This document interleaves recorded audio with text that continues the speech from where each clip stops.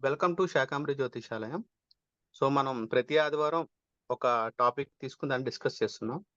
దాంట్లో ఏంటంటే భారతదేశంలో ప్రతి సంవత్సరం హిందువులకి కొన్ని ముఖ్యమైన పండుగలొస్తాయన్నమాట. అందుట్లో భారతదేశం అంతా చేసుకునే ఓ పండగ ఏంటంటే వినాయక చతుర్థి. వినాయక చవితి జన్మదినాన్ని ఒక 7 రోజులు భక్తి శ్రద్ధలతో చేసుకుంటాము. వినాయక చతుర్థి అనేది జ్యోతిష్య ప్రకారం ఎలా చేసుకోవాలి? వినాయక చతుర్థికి జ్యోతిష్యానికి ఉన్న సంబంధం ఏంటనేది ఈరోజు సబ్జెక్ట్ అన్నమాట. దాని మీద ముందుగా గురూజీ జ్ఞానేష్ సార్ మాట్లాడతారు. Over to you Gyanesh sir. Yeah! Vinayaka Chavithi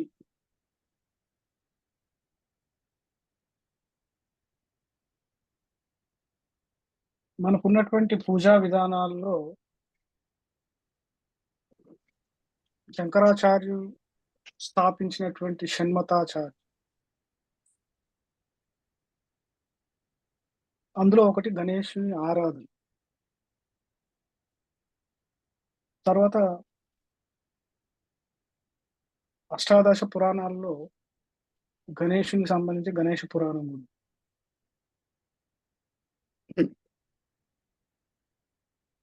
ఆయన గణనాయకుడు, ఆదిదేవత.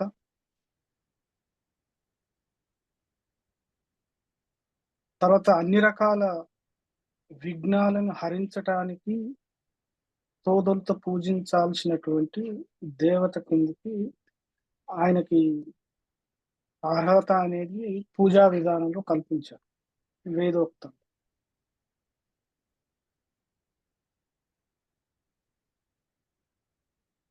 సరే ఇప్పుడు మన దేశంలో నడుస్తున్నటువంటి గణేష్ ఆరాధన, దానికి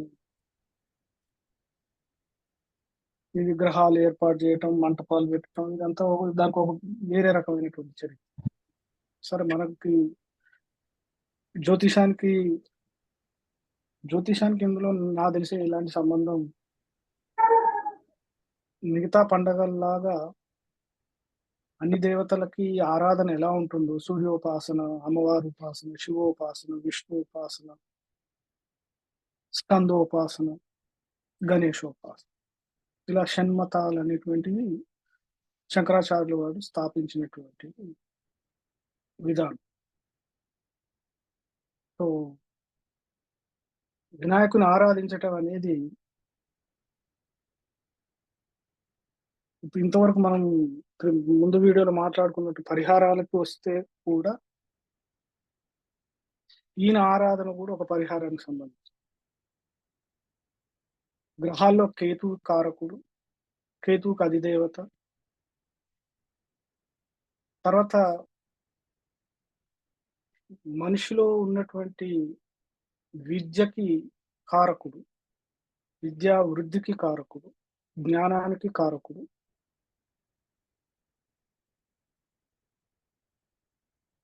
ఆయన పురాణాలు చదివితే లేదా ఆయన యొక్క చరిత్ర కనుక తెలుసుకుంటే ఆదిదేవుడైనటువంటి పరమశివుడు, అమ్మవారైన పార్వతీదేవి యొక్క సంతానంగా చెప్పుకుంటాం. సో ఆయన ఆరాధన అనేది ఖచ్చితంగా, ఎందుకంటే మనం చేసేటువంటి మన పూజా విధానంలో ఆయన స్తుతి లేకుండా ఏ పూజ అనేది లేదు. సో అలాంటి దేవత అనేది ఖచ్చితంగా దాన్ని ప్రతి ఒక్కరు ఉపాసించాల్సినటువంటి అవసరం అనేది ప్రతి వ్యక్తికి ఉంటుంది. సో అందులో ఆయన జన్మదినంగా చేసే పూజా విధానాల్లో ప్రతిమను చేయటం, ఏకవింశతి పత్రాలతో పూజ చేయటం, దానికి ఒక ఉపాసనా పద్ధతి ఉంది. సో ఆ ఉపాసనా పద్ధతి ప్రకారం సో ప్రతి ఒక్కరు చేయాల్సినటువంటి అవసరం ఉంది. అలాగే జాతకంలో కేతు దోషం ఉన్న వాళ్ళు ఖచ్చితంగా గణపతి యొక్క ఉపాసన అనేది అవసరం. కొన్ని సందర్భాల్లో విద్యార్థులకి విద్య వృద్ధి పొందటానికి సరస్వతి మంత్రంతో పాటు గణేశోపాసన అనేది పరిహారాల్లో మనకు కనిపిస్తుంది. సో అందు గురించి ఈ యొక్క ఉపాసన అనేది అన్ని రకాల అన్ని విఘ్నాలను హరించేటువంటి పూజ కాబట్టి, దానికి అధినాయకుడు కాబట్టి, సో అందరూ చేసుకోవాలనేటువంటి నాకు ఉద్దేశం. Over to you. Umar sir. Umar sir నమస్తే.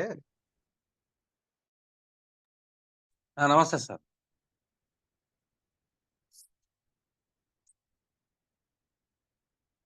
రికార్డింగ్ ఉందా సార్? హలో, టాపిక్ జ్యోతిష్ శాస్త్రానికి చెప్పండి సార్. వినపడుతుంది నా మాట?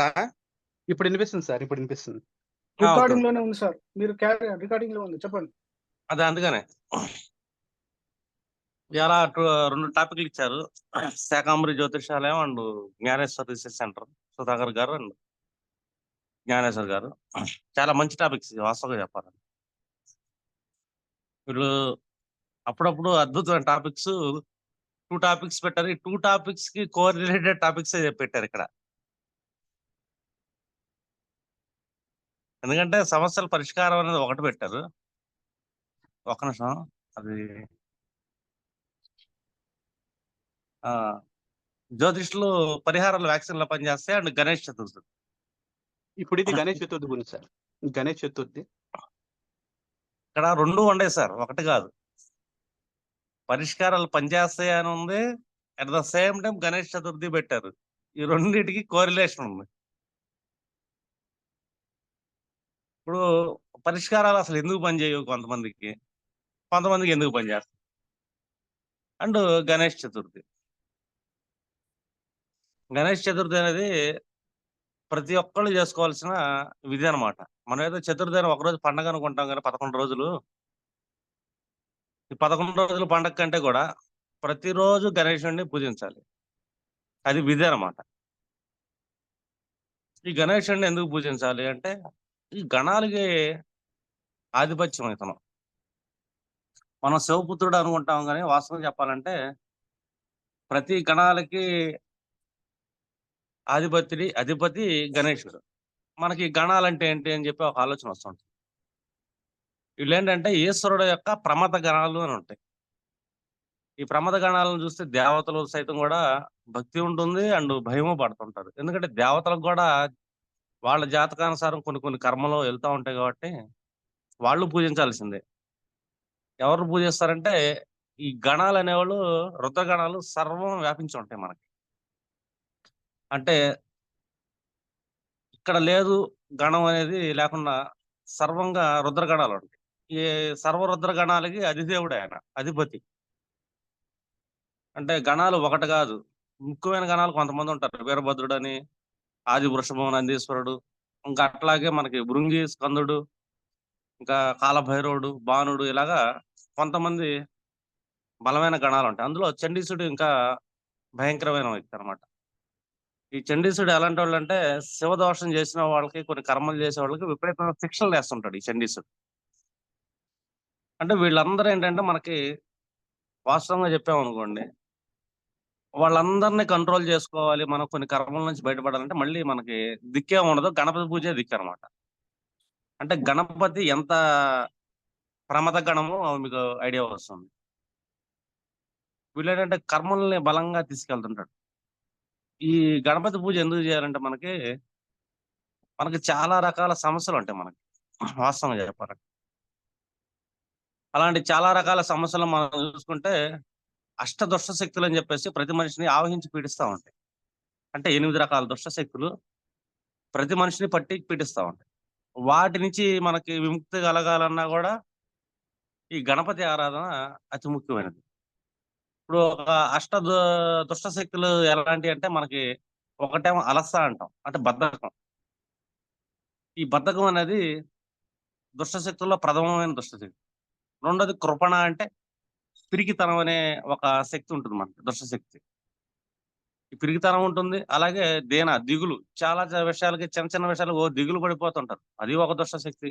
4వది నిద్ర, అంటే అతి నిద్ర అనమాట, అదొక దుష్టశక్తి. చాలా మందికి బద్ధకంతో ఏంటంటే ఒక తంద్ర అనే కునికిపాటు అంటాం, మనకి సాంస్క్రిట్ వర్డ్ లో తంద్ర అంటారు దాన్ని. తంద్ర, ప్రమీలిక, క్లీబ, నిరహంకార, ఇలాగా అంటే అవసరం లేని బిడియం, అవసరం లేని సిగ్గు, ఇలాంటివన్నీ ప్రమేలక అంటారు మనం. క్లేవ అంటే ఏ లక్ష్యం లేకపోవటం మనిషికి. ప్రతి మనిషి ఏదో ఒక లక్ష్యం ఉంటుంది వాళ్ళ జన్మకి. ఆ లక్ష్యాన్ని గుర్తించకుండా బద్ధకంతో ఇలాగెళ్తాం. తర్వాత నిరహంకారం. అంటే ఇప్పుడు ఏదన్నా ఈవెంట్ జరుగుతుంది. ఇంట్లో ఏదైనా పని జరుగుతుంది. నేనున్నాను, నేను చేస్తానని ఒక ఉత్సాహం లేకపోవటం.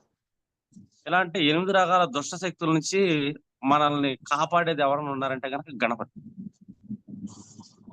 ఈ 8 రకాల దుష్ట శక్తులు మనకేంటంటే మనకి ప్రతి మనిషికి సమస్యలకు కారణం. ఇది 8 రకాలు. అలస, కృపణ, దీన, నిద్ర, తంద్ర, ప్రమేలిక, క్లేవ, నిరహంకార. ఈ దుష్ట శక్తులు మనిషికి ఆవహించడం వల్ల ఈ మనిషి ఏంటంటే చాలా సమస్యల్లో ఓడిపోతూ ఉంటాడు. ఇప్పుడు జీవితం ఒక యుద్ధం అనుకోండి. ఆ యుద్ధంలో పరాజయం పాలయ్యేవాడు ఈ 8 రకాల దుష్ట శక్తులు ఆవహించుంటాయి అతనికి. అంటే నేనున్నాను, చేస్తానని చెప్పి ముందుకు కదలకపోవటం. ఇలాగా నిద్ర, అలస ఒకటి కాదు. ఈ 8 రకాలని బయటపడేసేది ఎవరన్నా ఉండారంటే ఈ గణాధిపతి గణపతి మాత్రం. మనకి వీటి గురించి పురాణాల్లో చాలా బలంగా ఉంటుంది. వాటికి యంత్రాలు ఇవ్వటం గానీ, వాటిని కంట్రోల్ చేయటం గానీ, దాన్ని ఎలా బయటపడాలి. ఈ గణపతికి ఈ బయటపడేసే గణపతికి ఇంకా పేర్లు చాలా ఉంటాయి. వల్లభ గణపతి అని, లక్ష్మీ గణపతి అని, ఇలాగ డిఫరెంట్ నేమ్స్ ఉంటాయి మనకి. అంటే ఈ గణపతి ఎందుకు అంత ముఖ్యం మనకి ప్రతి మనిషి జీవితంలో? ముందుగా ప్రతి మనిషి చాలా మంది మన దగ్గరికి పరిహారాలు అవుతాయా అంటారు. మేము చేసామండి, మాకు పరిష్కారం కాలేదండి అంటారు. రీజన్ ఏంటంటే వాళ్ళు గణపతి పూజ చేయట్లేదు. గణపతి పూజ బలంగా చేస్తున్నాడు అనుకోండి, ఈ 8 దుష్ట శక్తులు ఒకటొకటి అనేది క్లియర్ అవ్వాలి. 8 రకాల దుష్ట శక్తులను తను ఆవహించుకొని నాకు పరిహారాలు పనిచేయట్లేదండి, నా జీవితం ఇలాగైపోతుందండి అంటాడు. రెండోది మనకి సమస్యలకు కారణం ఏంటంటే మనకి వాళ్ళ జాతక చక్రంలో త్రిక భావాల్లో గ్రహాలు స్థితి పొందడం, త్రిషడాయాల్లో స్థితి పొందడం. ఈ త్రిక భావాల్లో మనకి మోస్ట్ గా వెళ్ళే భావాలు ఏమైనా అంటే 8వ భావం, 12వ భావం. 6, 8, 12. అందులో 8, 12 అనేది దుఃఖాన్ని ఇస్తాయి త్రికాలు అనేది. అంటే ఒక రకమైన మానసిక పీడన ఇస్తాయి అని. ఇదే 8, 12 భావాలకు మనకు మోక్ష స్థానాలని పరాశర మహర్షి చెప్పాడు. మోక్ష స్థానం అంటే ఏంటంటే చాలా మందికి అర్థం తెలియకపోవచ్చు. మోక్షం అనగానే మనకి మోహాల్ని క్షయింపజేసే స్థానం అని. ఈ 8, 12 సమస్యలు వస్తే 8, 12కి సంబంధించి మనం రెమెడీలు చేస్తుంటాం. ఇప్పుడు ఒక అష్టమ భావంలో కానీ, ఒక 12వ భావం మోక్ష స్థానంలో ఒక సూర్యుడు స్థితి పొందాడు వాళ్ళ జాతకంలో. సూర్యుడికి ఉండే డిఫాల్ట్ కారకత్వాలు ఏంటి ఇక్కడ? అధికారం. అర్థమైందా? నాకు గౌరవం కావాలి, నా మాట చెల్లాలి, నేను పరిపాలించాలి, ఇలాంటి గుణాలు విపరీతంగా ఉంటాయి. కానీ 8వ భావంలో కానీ 12వ భావంలో కానీ సూర్యుడు స్థితి పొందాడు వాళ్ళ జాతకం. స్థితి పొందడం వల్ల పరాశర మహర్షి దీనికి మోక్ష స్థానం ఇచ్చాడు. మీరేంటంటే నాకు అధికారం కావాలి, అర్థమైందా, నాకు పరువు కావాలి, నాకు ప్రతిష్ట కావాలి, నా మాటే చెల్లాలి ఇనే స్థితి ఏదైతే ఉంటుందో ఆ స్థితి నుంచి, దాని యొక్క మోహం నుంచి బయటపడండి అని. ఆ మోహాన్ని ఎప్పుడైతే క్షయింపజేసుకుంటారో ఆ సూర్యుడు వాళ్ళ జాతకంలో ఇంకా బాధించడు. కానీ వీళ్ళు దాన్ని వదిలిపెట్టరు. అంటే యుగో డామినేషన్ చేయాలి, నేనే గ్రేట్ గా కనబడాలి. ఇవన్నీ ఏంటంటే రవి లక్షణాలు. ఒక రాజుకు ఉండే లక్షణాలు ఎలా ఉంటాయి, అలాంటి లక్షణాలు. అదొకటే కాదు, ఈ రవి చతుర్థాధిపతి అయ్యాడు అనుకో, గృహ కంఫర్ట్స్ కావాలనే ఒక రకమైన అలసత్వం ఉంటుంది, ఒక రకమైన గుణం ఉంటుంది. దాని గురించి ఆ మోహంలోంచి కూడా బయటపడాలి. ఈ బయటపడలేదు, నువ్వు ఎన్ని 1,00,000 రవి పరిహారాలు చెయ్యి, 1,00,000 సార్లు గాయత్రులు చదువు, ఉపయోగం లేదు. ఎందుకంటే అది మోక్ష స్థానంలో స్థితి పొందాడు, అష్టమంలో ద్వాదశంలో. ఆ మోహంలో నుంచి నువ్వు బయటపడనంత సేపు ఈ రవి నిన్ను పీడిస్తూనే ఉంటాడు. శుక్రుడు అష్టమ భావంలో కానీ 12వ భావంలో కానీ స్థితి పొందాడు. శుక్ర లక్షణాలు ఏంటి? ముందు చూసుకున్నావు అంటే లగ్జరీ, నాకు ఫైనాన్షియల్ మ్యాటర్స్ బలంగా ఉండాలి, మంచి మంచి కంఫర్ట్స్ ఉండాలి, అలాగే మంచి వెహికల్స్ ఉండాలి, మంచి స్త్రీలతో సాంగత్యం కావాలి, ఇలాంటి గుణాలు ఎక్కువ ఉంటాయి. ఈ గుణాల్లోంచి వీళ్ళు బయటపడలేదు, ఆ మోహంలోంచి క్షయింప చేసుకోలేదు వ్యక్తి స్వయంగా. 1,00,000 శుక్ర పరిహారాలు చేసినా కూడా ఉపయోగం లేదు, వాళ్ళకి పరిహారాలు పనిచేయవు. బుధుడు కూర్చున్నాడు అష్టమంలో కానీ ద్వాదశంలో కానీ. ఇక్కడ ఏంటి, బుధుడు యొక్క లక్షణాలు క్యాలిక్యులేషన్స్ ఉంటాయి, 100 రకాల వ్యాపారాలు చేసే గుణం ఉంటుంది. వీటన్నిటిలో నేను ముందుండాలి, నేనే కావాలి, నా తెలివితేటలే గొప్పయి, నేను చాలా గొప్ప తెలివిగలలోని అని చెప్పి ఒక రకమైన మోహంలో ఉంటారు వీళ్ళు. ఆ మోహాల నుంచి బయటపడాలి. ఆ బయటపడినా బుధ పరిహారాలు పనిచేయ వీళ్ళకి. ఇట్లాగా 8, 12 భావాలు ఏంటంటే దుఃఖాన్ని ఇస్తాయి, ఏడుపునిస్తాయి. ఖచ్చితంగా ఇస్తాయి. ఆ బుధుడు ఏ భావాధిపతి అయితే ఆ భావానికి సంబంధించిన దుఃఖాన్ని ఇస్తాయి. సప్తమ భావాధిపతి అయ్యాడు, రిలేషన్ సంబంధించిన వైవాహిక దుఃఖాన్ని ఇస్తాయి.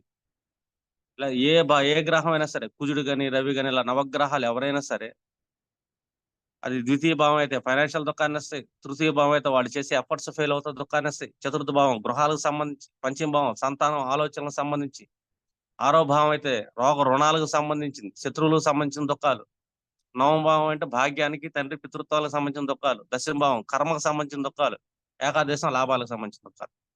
ఇట్లా ప్రతి భావానికి సంబంధించిన దుఃఖాలు అనేది ఈ గ్రహాలు ఇస్తాయి. ఇప్పుడు ఈ అష్టమ ద్వాదశ భావాలు ఏదైతే ఉన్నాయో ఇవి దుఃఖ స్థానాలు. అదే ఆరో భావం ఉంది లిటిగేషన్, సమస్యల స్థానం, అది గొడవల స్థానం. అంటే ఈ 8, 12, 4 4, 8, 12 మోక్ష త్రికోణంలో ఎన్ని గ్రహాలు పడ్డా కూడా అవి ఖచ్చితంగా దుఃఖాన్ని ఇస్తాయి.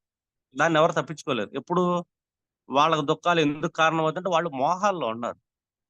ఆ గ్రహ కారకత్వం మోహంలో బలంగా బంధించబడ్డారు అని. పరాశర మహర్షి ఇది మోక్ష స్థానం, మీ మోహాల్ని ఈ భావాలు ఈ గ్రహాలకు సంబంధించి క్షయింపజేసుకోండి, సమస్య ఉండదు అని. అంటే మోక్షం తెచ్చుకోవాలి. మనం దేనికి తెచ్చుకోవాలంటే సూర్యుడు ఉన్నాడు, సంతానం మీద మోక్షం తగ్గించుకోండి, అహంకారం మీద మోక్షం తగ్గించుకోండి, పితృ అంటే తల్లిదండ్రుల మీద, తండ్రి మీద ఎక్కువ మోక్షాన్ని తగ్గించుకోండి, అధికారం చెల్లించే మోక్షం తగ్గించుకోండి. తగ్గించుకుంటే రవి అస్సలు బాధించు. అలా ఏ గ్రహం అయితే గ్రహం, ఏ భావాధిపతి అయితే ఆ భావం, వాటి మీద మోహం. సప్తమాధిపతే పడ్డాడు అంటే ఏంటి, వ్యాపారాల మీద, రిలేషన్స్ మీద, భార్య మీద లేదా భర్త మీద మానసిక మోహాన్ని తగ్గించుకోవాలి. ఇప్పుడు అష్టమ భావం మనం ఏ విధంగా లెక్క చేసుకుంటామంటే 12వ భావం దేనికి సంబంధించింది, ఎలాంటి మోహాలు తగ్గించుకుంటే మానసిక మోహాలు. 4th హౌస్ అనేది మన మనస్సు. 4th హౌస్ యొక్క ఆలోచన విధానం అంటే అక్కడి నుంచి తెలివితేటల పంచమ భావం, అంటే మానసిక తెలివితేటలు అష్టమ భావంలో ఉంటాయి. మానసికంగా ఉన్నత జ్ఞానం అనేది ద్వాదశ భావం. అంటే మన మనస్సుకు సంబంధించిన జ్ఞానం ఏదైనా సరే, ఆలోచనలు ఏదైనా సరే, మానసిక ఆలోచనలు, మానసిక మోహాలను మనం తగ్గించుకోవాలి అని, అంటే క్షయింపజేసుకోవాలి అంటే లేకుండానే చేసుకోవాలి అని, అంటే మనస్సులో చేసుకోవాలి. అంటే భౌతికంగా కర్మలో, భార్య అంటే మనకు భౌతిక బాధ్యత ఉంటుంది, కర్మలు నిర్వర్తిస్తాం. భర్త అంటే భౌతిక బాధ్యతలు, సంతానం అంటే భౌతిక బాధ్యతలు. భౌతిక బాధ్యతలు కర్మలు మాత్రమే నిర్వర్తించండి. మానసికంగా వాళ్ళ మీద ఉన్న వ్యామోహాలు, మోహాలని క్షయింపజేసుకోండి. మీకు గ్రహాలు 8, 12లో పడ్డాయి. అది ఎక్కడి నుంచి మానసికంగా 4th హౌస్ నుంచి అయ్యి 5th and 9th లాడ్ మోక్ష స్థానాల్లో. ఆ మోహాలు వదిలించుకోనంత సేపు 1,00,000 పరిహారాలు చేసినా కూడా ఉపయోగం లేదు. పరిహారం ఎందుకు చేస్తున్నాం తెలుసా, మనం చాలా మంది రెమెడీ అంటారు. ఈ రెమెడీ అనేది మన మోహం విపరీతం అయ్యి మన మోహం తీరటానికి మనం చేసుకుంటున్నాం. ఎందుకు పనిచేస్తుంది పరిహారం? ఆల్రెడీ చెప్పాడు ఆయన, మోక్ష స్థానం, మోహాన్ని క్షయింపు చేసుకో అని. అలా క్షయింపు చేసుకుంటాం అతిపెద్ద పరిహారం రూట్ కాజులో.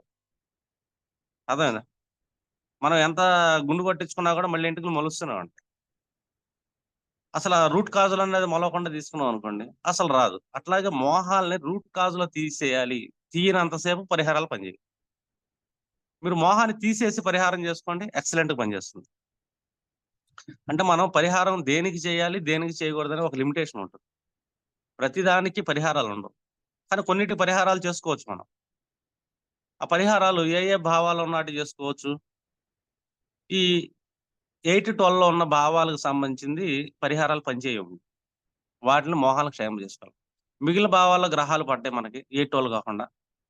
ఈ 4, 8, 12లో ఏ గ్రహాలు పడ్డా పరిహారాలు పనిచేయవు. వాటి యొక్క మోహాలకు క్షయింప చేసుకుంటమే పరిహారం. ఇంకా ఇతరత్ర భావస్థానాల్లో గ్రహాలు పడ్డప్పుడు వాటికి మాత్రం పరిహారాలు పనిచేస్తాయి. వాటికి సంబంధించిన ఏ గ్రహాలైనా పరిహారాలు చేసుకోండి, ఏ రత్న దానాలను చేయండి, పనిచేస్తాయి. ఎందుకంటే అది మోక్ష స్థానాలు కాబట్టి. కానీ మోక్ష స్థానాల్లో మీరు పరిహారం చేద్దాం అనుకుంటే కనుక దానికి మించిన మూర్ఖత్వం ఇంకోటి ఉండదు. ఎందుకంటే మనకు పరాశరుడు స్పష్టంగా చెప్పాడు ఇది మోక్ష స్థానం అని. దుఃఖ స్థానాలు, అర్థం మానక స్థానాలు, ఈ స్థానాలకు సంబంధించి చేయకూడదు. కానీ ప్రతి మనిషి జీవితంలో ఎదగాలంటే గనక ముందు తనకు పట్టిన అష్టదుష్ట శక్తుల నుంచి బయటపడాలి. ఇప్పుడు వాస్తవం చూడండి, ఈ గ్రూప్లో క్లాసులు జరుగుతాయి. ఫస్ట్ నేనేం చేస్తానంటే ఒక ఇన్ టైం జాయిన్ అవుతుంటాను. జాయిన్ అయ్యే ముందే లింక్ ఓపెన్ అని చెప్పేసి నా గ్రూప్లో షేర్ చేస్తా. టుడే లేట్ అయింది. వాస్తవం చెప్పాలంటే ఇది నా కొంచెం బద్ధకం. నేను వేరే పని మీద ఉన్నాను కాబట్టి చూసుకోలేదు, టైం చూసుకోలేదు. అంటే నేను పని చేయాలి, నేను కూడా ఉత్సాహంగా పార్టిసిపేట్ చేయాలి, నేను ఉన్నాను అనే తపన. ఆ తపన లేదు నాకు. నిరహంకారం అంటాం దాన్ని. అది ఒక దుష్టశక్తి నన్ను పీడిస్తా ఉంటుంది. ఎదగలేను, బద్ధకం ఉంది, అలసత్వం ఉంది, ఎదగలేను. అర్థమైందా? భయం ఉంది. ఇప్పుడు కొంతమంది ఏంటంటే గ్రూప్లో మీరు మాట్లాడండి సార్ అంటారు, నాలెడ్జ్ ఉంటుంది, మాట్లాడలేరు, భయం వాళ్ళకి. వీడియో రెండోది నేనైతే వీడియో ఆన్ చేయండి అమ్మా అని చెప్తాను. గురువు దృష్టి పడింది అంటే కనుక, గురు దృష్టి అనేది పంచమ దృష్టి, నవమ దృష్టిలో ఉంటాయి, శుభ దృష్టిలో ఉంటాయి, మీ కర్మలు కరుగుతాయి అంట. వీళ్ళు ఏంటంటే భయం, బిడియం, మొహమాటం. ఇది ఒక రకమైన దుష్టశక్తి, అలసత్వం అనమాట. మన జీవితంలో ఎదగనీయకుండా చేస్తుంది. మన ఫేస్ ను మనం చూపించుకోలేము. అది ఒక కారణం. పక్కన వాళ్ళ మీద పడి ఇబ్బంది పడతాం. ఇది పైగా లక్ష్యం లేకపోవటం. చాలా మంది జీవితంలో ఏంటంటే ఏ లక్ష్యం ఉండదు, ఏదో వెళ్తున్నాం చేస్తున్నాం ఉంటాం. అంటే లక్ష్యం లేకుండా ఒక మనిషి తన జీవిత గమ్యాన్ని నడుపుతున్నాడు అంటే అది కూడా ఒక దుష్టశక్తే. ఇలా దుష్టశక్తులు మనకు పీడిస్తాయి. వాటి నుంచి బయటపడేసే దేవుడు ఎవరైనా ఉండారంటే కనుక గణపతి. అంటే రుద్రగణాలు మనకి సర్వం వ్యాపించి ఉంటాయి. ఈ రుద్రగణాల నుంచి మనం తప్పించుకోవాలి. అర్థమైందండి? ఆ రుద్రగణాలు మనకు పీడిస్తాయి. ఫస్ట్ శివుణ్ణి ఎవరు తిట్టినా, ఎవరు దూషించినా కూడా మనకు చండీసుడు భయంకరంగా శిక్షణ ఇస్తుంటాడు. మీకు రుద్ర సూక్తంలో, మీకు ఏకాదశ సూక్తంలో ఒక వాక్యం ఉంటుంది, సహస్రాడి సహస్రశో ఏ రుద్ర అది భూమ్యాం అని ఒక ఇది ఉంటుంది. అంటే ఈ రుద్రగణాలు అన్ని చోట్ల వ్యాపించి రుద్రశక్తులుగా ప్రార్థించబడతా ఉంటాయి అని. అంటే వీళ్ళేంటి, ఈ అందరూ రుద్రులు అవుతుంటారు. కొంతమంది విభూది వేసుకుంటారు, రుద్రాక్షలు వేసుకుంటారు. వీళ్ళు ప్రమద గణాల్లో రుద్రుడి కింద వ్యవహరించబడుతుంటాడు. అంటే వాళ్ళ దోషణ. వీళ్ళందరూ ఏంటంటే మనల్ని శిక్షించడానికి వచ్చారు అని. తప్పు చేస్తే శిక్షిస్తాడు, మనం కర్మలు చేస్తే శిక్షిస్తాడు ఖచ్చితంగా. ఈ శిక్షల నుంచి తప్పించుకుంటాకే మనకేంటంటే ఈ గణపతి. అంటే సర్వం వ్యాపించినాయి. వాటికి తల ఉండదు, తోక ఉండదు, విపరీతమైన చేతులు ఉంటాయి. అంటే ప్రతి బ్యాక్టీరియా కూడా ఒక ప్రమత రుద్రగణాలు అని. అందుకే దేవతలు సైతం భయపడతారు వాళ్ళని చూసి. వాళ్ళ నుంచి తప్పించుకుంటాక మనకంటే వాతావరణం మారిన ఈ టైంలో ఎక్కువ ఇది రుద్రగణాలు పెరుగుతూ ఉంటాయి కాబట్టి వీళ్ళ వల్ల శిక్షించబడతారు. అంటే రుద్రుడు అంటే ఏంటి, మనల్ని రుద్రుడి యొక్క స్థానం ఏంటి, శ్మశాన స్థానం అది అయింది, ఇష్టమైన స్థానం. మనకు మోక్షాన్ని శ్మశానంలో తీసుకెళ్ళగలుగుతాడు, అంటే కష్టాన్ని ఇవ్వగలుగుతాడు అని. డైరెక్ట్ గా రుద్రుడు ఇస్తాడు కష్టాన్ని అంటే, రుద్ర గణాలు ఇస్తాయి మన కర్మలను బట్టి. రుద్రుడు మనకు ఒక జీవాన్ని ఇచ్చాడు, మనకు ఒక ఆత్మను ఇచ్చాడు. ఈ రుద్రుడు ఆత్మను మనం పొంది చేసే తప్పుల వల్ల రుద్రగణాలు మనం శిక్షించడానికి వస్తాయి. ఈ శిక్షణలు తప్పించుకుంటాకే వీటికి ఒక అధిపతి దేవుడు ఉన్నాడు.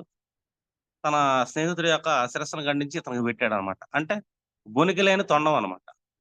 అంటే వితౌట్ బోన్స్ వినాయకుడు తొండం పనిచేస్తుంది. ఇతను అధిదేవుడు అయ్యాడు. ఈ వినాయకుడే మనకేంటంటే ఈ దుష్టశక్తుల నుంచి కూడా కాపాడగలుగుతాడు. ఈ దుష్టశక్తులు దేవతలకు ఉంటారు, రాక్షసులకు ఉంటారు, మానవులకు ఉంటారు.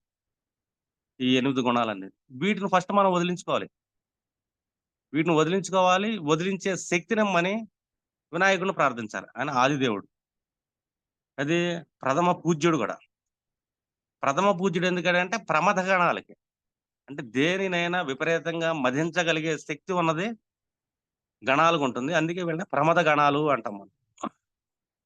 ఈ ప్రమథ గణాలకి దేవతలు భక్తితో పూజిస్తారు, భయపడతారు కూడా. తప్పు చేస్తే వాళ్ళు శిక్షిస్తారు అని. కాపాడేది ఒకళ్ళు కావాలి కాబట్టి ఈ గణాలకు ఆధిపత్యంగా గణపతిని ఇచ్చారు. మీరు ఏ పూజ అన్నా చేయండి, ఏ హోమం చేయండి, ముందు మనం గణపతి యొక్క అనుగ్రహం పొందాలి. గణపతి అనుగ్రహం పొందలేదనుకోండి, ఈ దుష్టశక్తులు మనల్ని ఆవహిస్తాయి.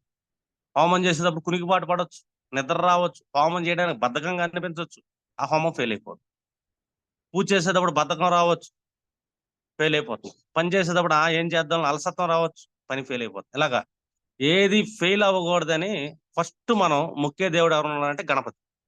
ఇప్పుడు ఏ పనైనా చేయండి, గణపతి ప్రథమ దేవుడు, ప్రమద గణం.